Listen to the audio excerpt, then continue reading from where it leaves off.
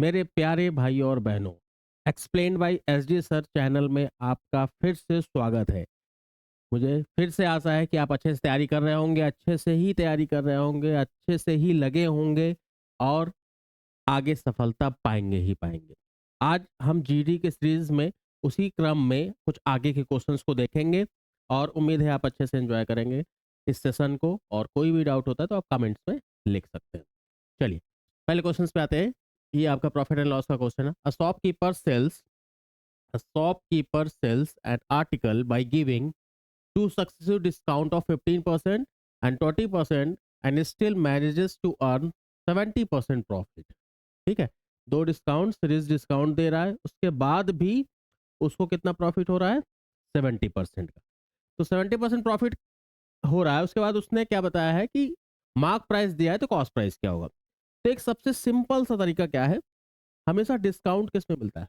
Mark price पे। Discount किस में देते हो? मार्क प्राइस पे। तो आप जरा ध्यान से देखो, मार्क प्राइस पे पहला कितना डिस्काउंट था? 15% का। 15% का डिस्काउंट मतलब 85% में दे रहा होगा। अगेन 20% का डिस्काउंट, यानी जो फर्दर मिला है तो उसके 80% पे, मतलब जो भी मार्क प्राइस उसने, लिस्ट प्राइस, लेबल्ड प्राइस, अंकित मूल्य, लिखित मूल्य, जो कह सकते हो आप कह सकते हो। तो यहाँ पे पहले अंकित मूल्य का 85%, फिर उसके बाद अगेन 20% और डिस्काउंट दिया तो 80% रह गया। फिर देखा जो उसके पास आया वापस, वो 70% प्रॉफिट के साथ आया। प्रॉफिट किस में देखते हो? कॉस्ट प्राइस में। तो कॉस्ट प्राइस का वो किसके बराबर है? 170% के बराबर। तो ये एक लाइन में आप रिलेशन बना सकते थे। समझ में आया कि नहीं आपको? चलिए अब इसमें काट लेते हैं। 85 का 2 गुना है ये 170। 100 100 काट दो।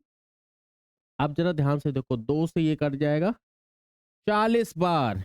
और आप ध्यान से देखो जरा, मार्क प्राइस और कॉस्ट प्राइस का क्या रेशियो बन रहा है? ये 100 ऊपर जाएगा और सीपी 20 से काटोगे 5/2। तो सीधे दिख गया, मार्क प्राइस 5 बराबर 5000 के दिया हुआ है, तो कॉस्ट प्राइस 2 बराबर किसके हो जाएगा? 2000 के।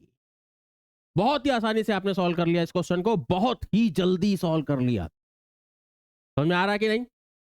तो ये हो गया एक ट्रेडिशनल मेथड। एक थोड़ा सा जादू वाला मेथड बताता हूं, तो मुझे समझ में आ रहा है कि आप लोगों को समझ में आ गया है।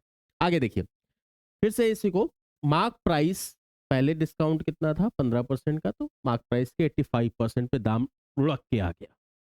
फिर और लुढ़काना है उसको और नीचे गिराना है, तो 20% का और डिस्काउंट दे दिया, तो 80% पे आ गया।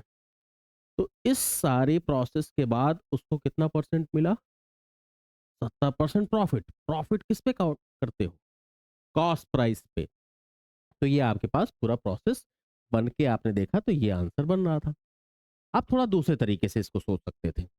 कई बच्चे थोड़ा सा रेशियो से भी करते हैं, तो वहां पे भी आप कर सकते थे। ध्यान से कैसे कर सकते हो, देखो 100 को पहले लिखते कितने हो? 85 में।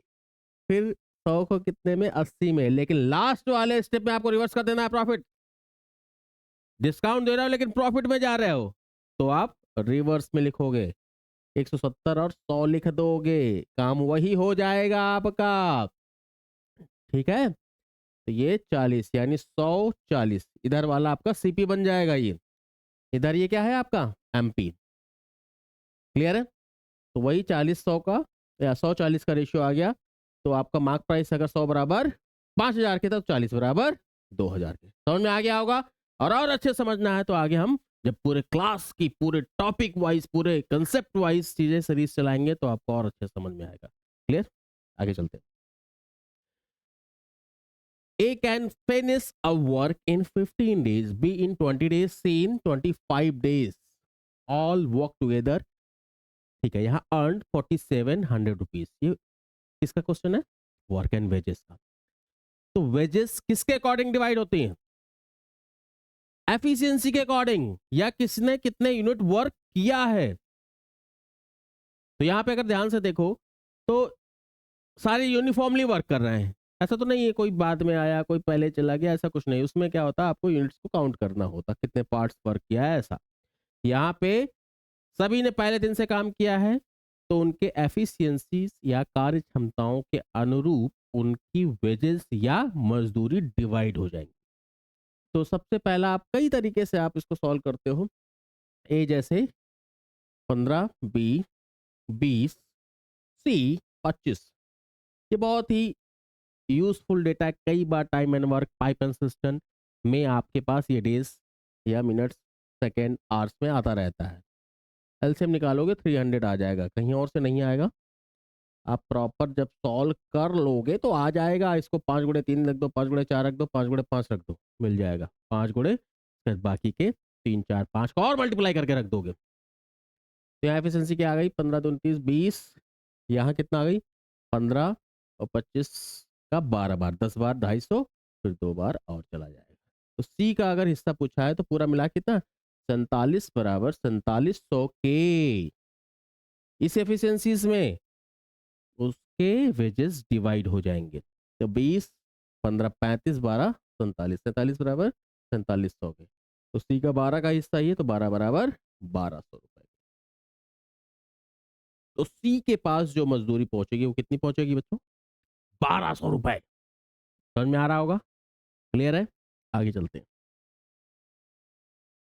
A batsman scored 84 runs in his 12th inning, thereby improving his average by 4 runs। देखो मान लो 12वीं पारी ये थी, इसमें 84 रन बनाए हैं उसमें, और सभी का एवरेज 4 4 बढ़ा दिया, इंक्लूडिंग 12th, 12वों को मिला के भी।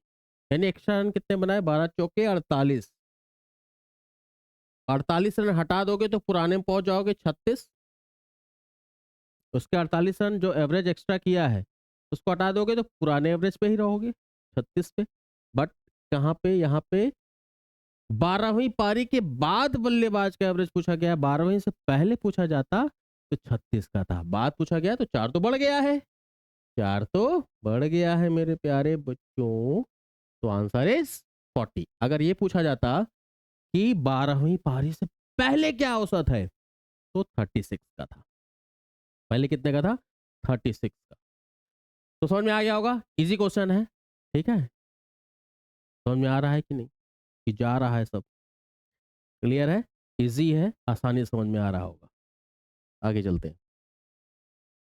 The length and breadth of a rectangle is 15 and 12 centimeter respectively. If the rectangle is given one full rotation about its breadth as x, अच्छा क्वेश्चन है, what will be the volume, जो भी अब बना है अब डायग्राम। देखो ये एक 2D क्वेश्चन के थ्रू 3D क्वेश्चन पूछा गया है बच्चों। समझना क्या है, मैं चीज समझाता हूं आपको क्या बोला गया है। एक रेक्टेंगल है कि लेंथ 12 है, सॉरी 15 सेंटीमीटर है, और ब्रेथ 12 सेंटीमीटर है। क्या बोला गया है कि ब्रेथ को एक्सिस मान लिया गया है, लेंथ को भी माना जा सकता था। देखो आपको अगर 2D डायग्राम, ये डायग्राम क्या है 2D है, तो एक्स और वाई एक्सिस में ही आप रेक्टेंगल को बना सकते हो ना। रेक्टेंगल को एक्स और वाई में ही बना सकते हो, ये 2D डायग्राम है।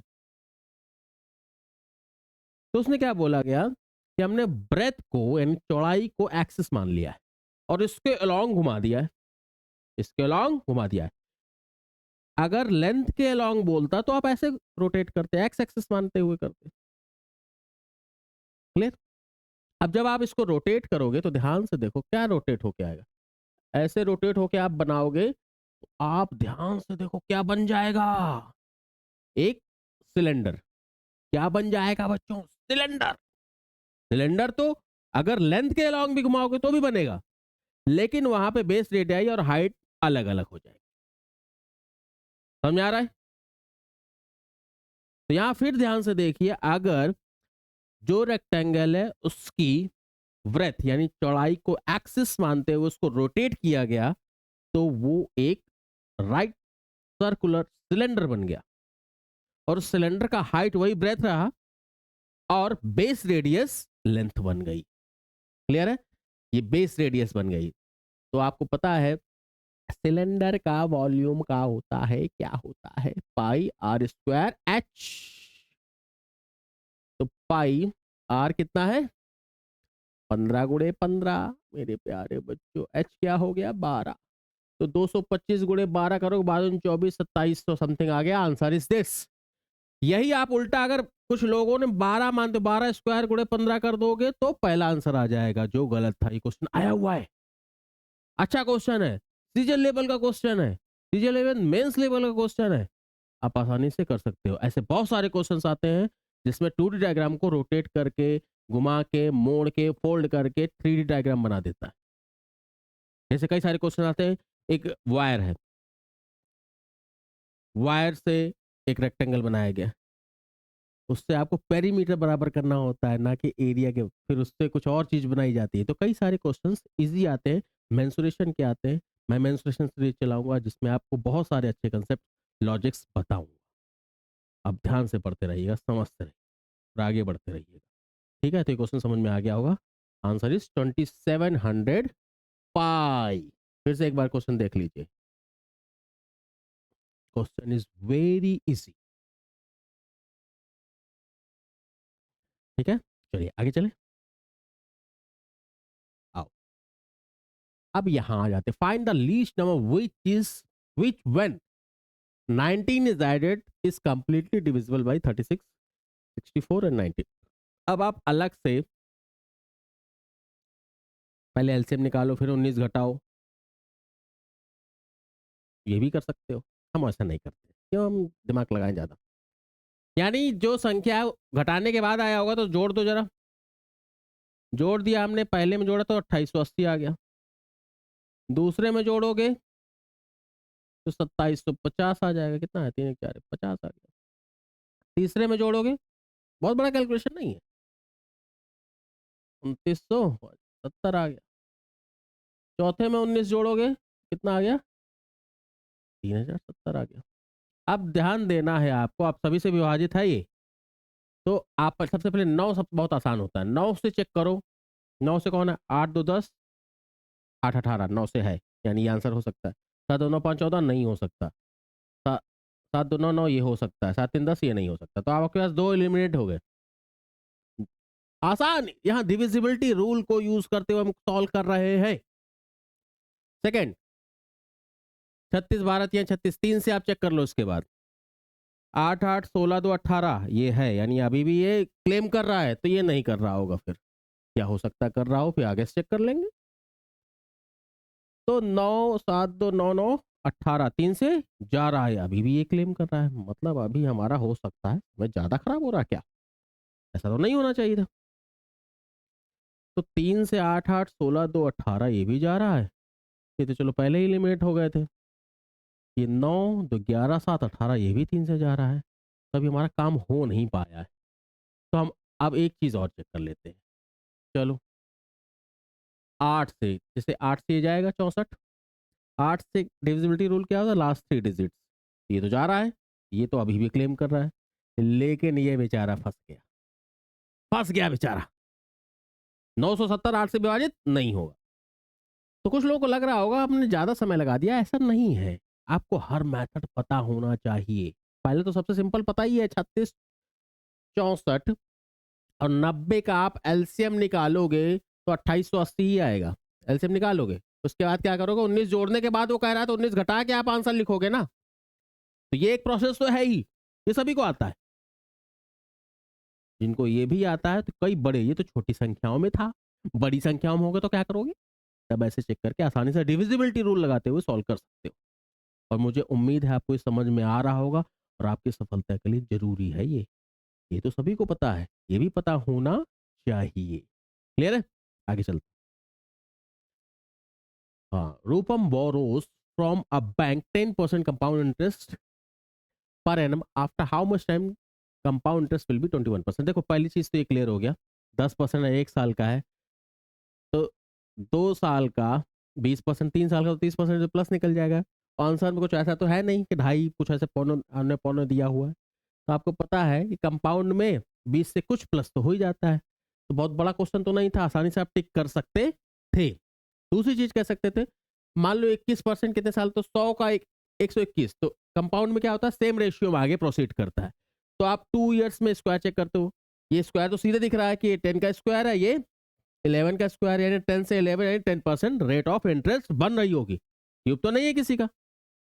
तो कई सारे इसके भी मेथड है, आसानी से कर सकते हो, इजी क्वेश्चन है। क्लियर? ठीक है, आगे देखो। In an election the vote cast for two candidates in the ratio of 2:9। ठीक है, 2 और 9 के अनुपात में। ठीक है, सक्सेसफुल कैंडिडेट के आपको वोट्स दिए गए हैं 9, 8, 4, 3, 2, 1। टोटल पूछा गया है। अब यहाँ पे देखो, एक सिंपल लेमन लैंग्वेज वाला आंसर तो वही है, 9 बराबर ये, तो 9 + 2 11 बराबर क्या। ये तो सभी करना जानते हैं, जो नहीं जानते हैं वो भी जान जाएंगे, लेकिन थोड़ा जादू समझो। अगर ये 9 बराबर था 11, मतलब जो भी आंसर होगा 11 का मल्टीपल होना चाहिए। जब कई सारे मिल जाएंगे तो भाई हम प्रॉपर जाएंगे, नहीं मिलेंगे तो हम क्यों दिमाग लगाएं। आया वो क्वेश्चन, इसका चेक करो। 11 का डिविजिबिलिटी रूल, देखो 10 लोग 10 तरीके से बता रहे होंगे, बहुत इधर उधर मत भागो, उससे नहीं तुमको गणित पास करनी है, जो सिंपल आता है उसी से आगे चलो। 9, 0, 9 3 12 13, 13 -5 तो 7, यानी ये 11 का मल्टीपल नहीं, यानी आंसर नहीं हो सकता, क्योंकि आपके वोटर्स फ्रैक्शन में थोड़ी होंगे, पूरा साबुत आदमी ही तो होंगे 18 वर्ष के। ठीक है, पॉइंट्स में आते नहीं, ऐसे नहीं कहा जाता कि आपकी दिल्ली की जनसंख्या 122 करोड़ दशमलव समथिंग, मतलब उसमें तो करोड़ में तो हो सकता है, मतलब मान लो कह दिया जाए कि मुखर्जी नगर की जनसंख्या 10,13,570.5 है, ऐसे तो नहीं हो सकता। जो संख्याएं होंगी आदमी औरतों की, या जो बालिग है, जो इलेक्टोरल लिस्ट में है, उनकी एक पूरी होल नंबर्स में ही होगी। क्लियर है? तो 11 का मल्टीपल, 11 का आप डिविजिबिलिटी रूल कैसे चेक करते हो, ऑल्टरनेट प्लेसेस के समेशन को आप डिफरेंस करके देखते हो, 0 या 11 से डिविजिबल है कि नहीं। सेकंड को देखते हैं, 9 3 12 13 14, ये 5, सॉरी 9 10, फिर 5 3 8 2 10, यानी है, ये क्लेम कर रहा है कि आंसर हो सकता हूं मैं भाई। ठीक है, थर्ड पे आते हैं, 5 6, 6 -8 नहीं हो सकता हूं मैं। 9 2 11 12 -8 नहीं हो सकता हूं, तो सीधे मिल गए, आप बड़े से कैलकुलेशन से बच गए। आंसर इज बी, क्योंकि 11 का मल्टीपल है बी। क्लियर है? नहीं, बेसिक मेथड तो वही है, 9 बराबर दिस, तो 1 बराबर निकालोगे, 11 बराबर निकाल सकते हो। कर सकते हो कि नहीं, समझ में आया? चलो आगे चलते हैं। A boat can travel at a speed of 30 kilometre per hour still water।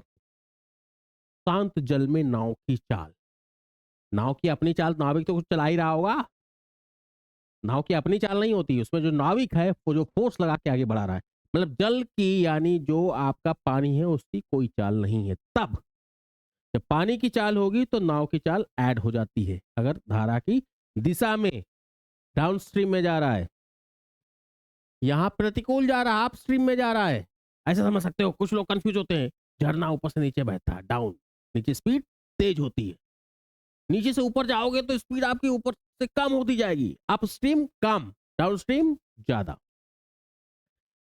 तो यहाँ पे 2 किलोमीटर कम हो गए तो 28 किलोमीटर पर घंटे स्पीड हो जाएगी उसकी, और जाना कितना है, 56। तो बहुत ही खतरनाक कैलकुलेशन आई हुई है ये, 28 का 2 गुना होता है 56। समझ में आ गया? क्लियर है? ओके, चलिए। The product of the LCM HCF of, आओ इसकी जादू वाली ट्रिक बताता हूं, मजा आ जाएगा, mental calculation, no one can tell you. Okay, देखो, नंबर से 3, 4, 20, 28, इनका जरा वो निकालो रेशियो। ये बन गया 1, ये हो गया 5, ये हो गया 7। सबसे आपने क्या बाहर कर दिया? 4। जो इन सभी से सबसे हाईएस्ट कॉमन क्या था? 4। वही इन सबका एचसीएफ हो गया। सबसे पहली चीज सीधे निकल के आ गई कि एचसीएफ क्या है? 4। आपने सभी से कॉमन हटा दिया, वही हाईएस्ट कॉमन फैक्टर है, एचसीएफ है, महत्तम समाप्त वर्थ है। क्लियर? एलसीएम के लिए क्या करते हैं? एलसीएम एचसीएफ का ही एक मल्टीपल होता है इनटू आपका, जैसे अंदर क्या करते हो, को प्राइम्स, यानी को प्राइम मतलब जो पार्ट नहीं कट रहा है, जिससे कॉमन नहीं निकल रहा है। ये जो 1, 5, 7 रहे हैं, इससे आप मैक्सिमम एक के अलावा कोई कॉमन नहीं निकाल सकते हो, तो ये आपस में को प्राइम्स हैं। तो एलसीएम आपका अगर पूछा जाता तो क्या कह सकते थे? 4 इंटू 1 इंटू 5 इंटू 7, 35 गुणे 4, 140। पूछा क्या गया है? Product of LCM and HCF. Product निकालोगे, प्रोडक्ट आप 140 गुणे 4, 140 गुणे 4, 560 आंसर। तो बहुत ही छोटी और मोटी बात आपको समझ में आ गई होगी। क्लियर है? इससे बेहतरीन सॉल्यूशन कोई नहीं बता सकता। ये गांठ बांध लेना, समझ लेना, ये सिलेक्शन के लिए आपके लिए जरूरी है। है है आगे आते हैं। What is the amount of money invested after 4 years at the rate of 13% simple interest? ठीक है, अगर 4900 रुपीज निवेश की गई राशि है, यानी ये प्रिंसिपल है, 13% की दर से साधारण ब्याज यानी सिंपल इंटरेस्ट निकालना है। 4 years का कितना हो जाएगा? 52%। 13 चौके 52, 13 4 जा 52, यानी आपका 152% अमाउंट बन जाएगा। किसका? 4900 का। परसेंटेज से आप 0 0 काट सकते हो, कर सकते हो कि नहीं? कर सकते हो कि नहीं? अब कुछ लोग इसको उड़ा भाग करते रहेंगे, हम नहीं करेंगे। करने की जरूरत पड़ी तो करना भी पड़ सकता है, लेकिन हो सकता है डिजिटल सम से सॉल्व हो जाए। क्या देखो, 5 2 7 1 8, ये कितना है? 9 हटा दो, 4 9 चौक को 4 8 चौक 32, 32 मतलब 5, मतलब जिसका डिजिटल सम 5 होगा वही आंसर है। जरा चेक करते हैं। 8 4 12 4 16 7 23, 23 मतलब 5। पहला क्लेम करने लगा यार, अब अगला ना कोई मिल जाए, फिर तो सारा काम बर्बाद हो जाएगा, फिर से मल्टीप्लाई करना पड़ जाएगा। फिर से देखते हैं। 6 4 10 7 17 8 25 7, चलो ये हट गया, हटो भाई हटो। तो 75% हमारे पास प्रॉपर्टी बची है, मतलब इन तीन में ही। 7 4 11, 11 7 18 8 26 8, अरे वाह, अब 50-50 चांसेस हो गए। 7 4 11 5 16 8 24, 4 तो 6। वाओ, यानी इसने 100% क्लेम कर दिया कि मैं ही आंसर हूं। तो उम्मीद है आपको आज क्वेश्चंस तो बहुत टफ नहीं थे, लेकिन मैंने कुछ अप्रोचेस जो आपको बताई वो सबसे बेहतरीन अप्रोच थी जो एग्जाम में आपको सिलेक्शन दिलाएंगे। आप कंसिस्टेंट होके, मोटिवेटेड रह के तैयारी करते रहिए, आपको सफलता मिलेगी। मेरा उसमें सहयोग जरूर रहेगा। आपका अपना मोटिवेशन और मेहनत रहेगी, हार्ड वर्क रहेगा। भगवान करे आप जल्दी सिलेक्ट हो, अपनी सफलता के रास्ते में आगे बढ़े। जय हिंद।